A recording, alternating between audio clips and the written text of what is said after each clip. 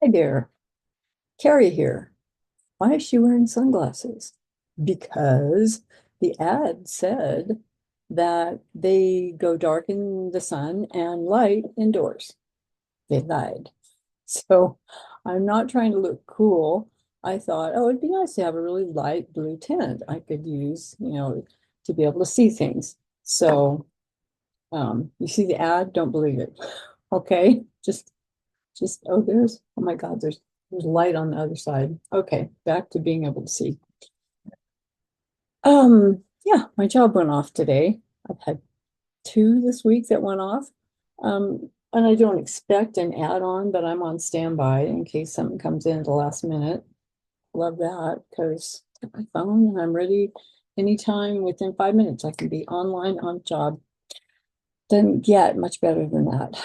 Anyway, so I'm sitting here thinking, um, watching a whole bunch of scrolling on Facebook and Blue Sky and other social media platforms, and yeah, tomorrow's Thanksgiving. And I know this is going to be a difficult time for a lot of you. For some of you, it isn't. It's like, yay, holidays, food, family, fun. It's going to be great. But for a lot of you out there, and that's who I'm going to be talking to. So if you guys are planning on having a non-stressful holiday with friends and family, then just, God bless you. Have a great day. Talk to you later. And for the rest of us who I'm not going to have to be spending any time with friends or family that make me stressed. My daughter's here, and our biggest decision is because we're leaving for Cancun on Sunday. Do we want to cook and worry about the leftovers and what do we do? And I don't know. Maybe we'll just go out for dinner, which is different, but it's just so wonderful having her here. Um, Having a like-minded spirit, and we agree on most things. We don't express it completely. Well, sometimes both of us are working on that, but our hearts are in the same place. So, um, but there were a lot of years where, you do what you have to do to keep the peace in the family, and that means visiting, um, sometimes several households, which could be nice because then it gives you an out to get out of the first one because you got another one to go to, and the second one you go to may not know you've already been to the first one, so you got another out there. Gotta go, got another place to visit. Love you, bye. What do we do when we're trapped in a situation where we've got to go back to the family of origin, and try to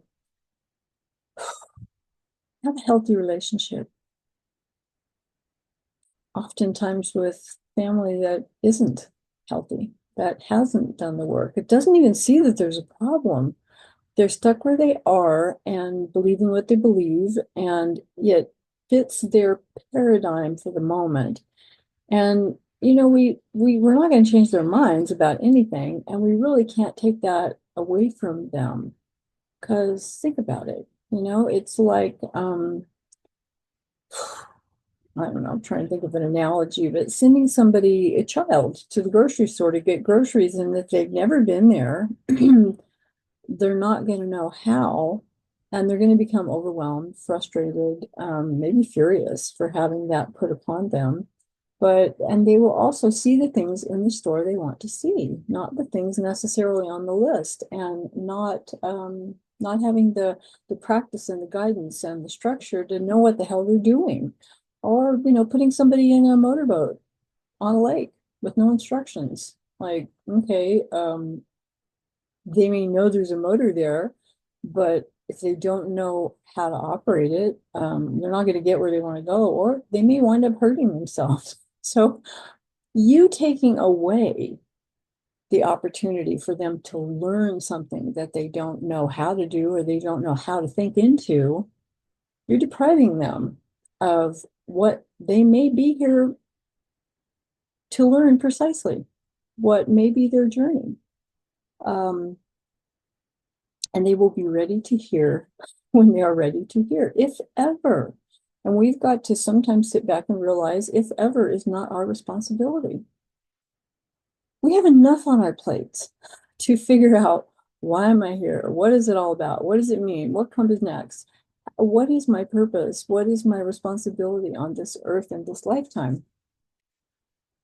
A lot of our family members aren't thinking about that. That's considered woke. When I first heard that, I thought, what, who's butchering that poor word? Because, I mean, you can have an awakening. And I remember when I started, I didn't realize I was having a spiritual awakening in 2017. Turns out it was. I just thought all hell was breaking loose and that my whole world was collapsing and that I was never going to be okay again.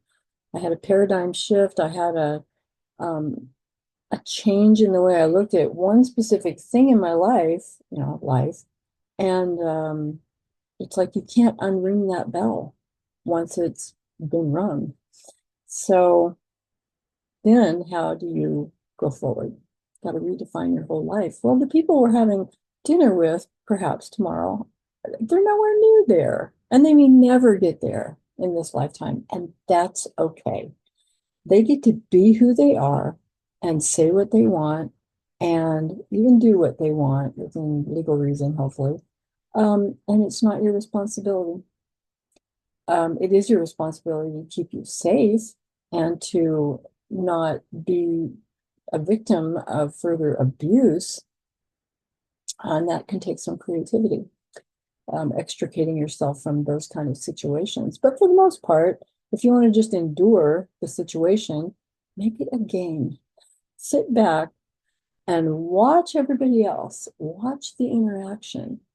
Figure out in that group, when those people were kids in their family of origin, as dysfunctional as it undoubtedly was, there are four roles we play when we're children, actually all through life, but when we're in a dysfunctional household that's not nurturing us and helping us and guiding us and filling our needs and showing us how to fill our own needs. And those four things are the overachiever, or the golden child, the one that must be perfect, the caretaker, the one that tries to fix everything for everybody, because if they are the nurse, if they are the cook, the caretaker, the nurturer, then they're taking care of everybody else, which now always feels good having somebody take care of you, but it absolves them of any other responsibility for themselves. There's the sick one, the one that always is either physically sick or is in a state of constant drama and trauma.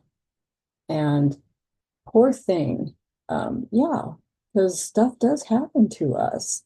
But when you find somebody who that's the world they live in, there's more going on there than that. They are the sick one. And then fourth, when all the other categories are taken, there's the rebel in the family. The one that finally says, I can't fit in anywhere and I don't give a fuck anymore, to become the rebel. Which one were you in your family of origin growing up? And you'll realize that depending on who is around you, those roles will change. You won't always be the high achiever if you're just with your siblings. You may wind up being sick, having a reason to not be who you normally are in front of your adult caregivers. But sit back and even in their adult states, watch the people around you that you're having dinner with. Watch how they talk, watch how they speak to others, watch how they can sit back and take it in, or they have to be the center of attention and be answering every question. And I've been there, I've done that, I've done it bigger and better. And just kind of, to the first time in your life, realize these are flawed people. They're mean, they're dysfunctional, but they're they're coming to the table literally with all they've ever known, with all their life experiences, and this is what it's brought them to. And conversely, be grateful, really owning you and how you're able to see deeper into a situation. And that means you're pulling away from it in a healthy way. Love them for all of their flaws. It doesn't mean you have to be forgiving of things that are just flat out wrong, but realize they're making choices based on all of their life experiences and who they are and the values that they see and find in their life at this point in their journey. For me, sometimes I would sit back and I'd think, oh, I'm so glad that's not me. I'm so glad. I'm not there yet, but I can see more than I ever could see before. And that poor person can't see anything other than I have to be right. And that means you have to be wrong. And if I don't know if I'm right, but I can make you wrong, then I feel better. It's so sad. So put yourself in the place of observing, of just not interacting as much. Don't feel like you have to defend yourself. Have some phrases that will help you. For those of you who are, doing the school thing, and it's when you're going to get out of school. Oh, school's amazing right now. It's all coming along perfectly. I'm exactly where I'm supposed to be. I can't believe the progress I'm making. I can't believe where I am on this journey. Shut up. Don't feel like you have to explain anything else. For some other situations that might come up, if somebody's, why don't you do this? Why don't you do that? Just sit back and don't accept it. Don't fight it. Just, oh, that's interesting. Well, I hadn't thought about that. Let it go. It's not about you. It's not somebody making truly a character judgment or value judgment about you. You are the mirror to them. Whatever it is they're telling you should be doing is something they're not. I'll let that land for a moment.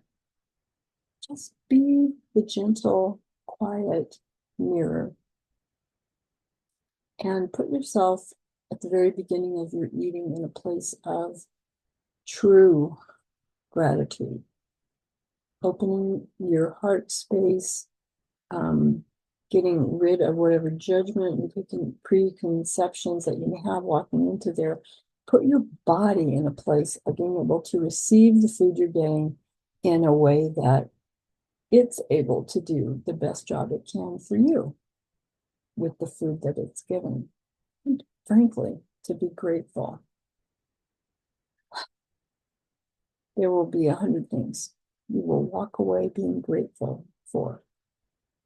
And it won't be any of the things you were worried about. And if anybody seriously needs some help over the holidays, over at least the next few days, hit me up. And then I'll be gone for 2 weeks to a biofeedback research study through Stanford and the University of San Diego. I'll be one of their test subjects for meditation. I'm so excited to be one of the participants, to be sharing my physiological experience. I mean, literally hooked up to EKGs, biofeedback, blood testing, neurotransmission testing, to show the effects of different kinds of meditation. So this is really going to be awesome. I'm really looking forward to it. And all of that in an all-star, all everything paid for 5-star retreat hotel in Cancun. It doesn't get much better than that. But I'll be back. And I won't be the same person, but I'll be back on the 14th. So then if anybody's having trouble between that and Christmas coming up again, or maybe you dodged Thanksgiving, but you got to do Christmas, give me a holler. Let me help you get your thoughts in a place that serve you going forward. Love you guys. Have a great day out there. Expect the best. You deserve it. And you often get exactly what you expect.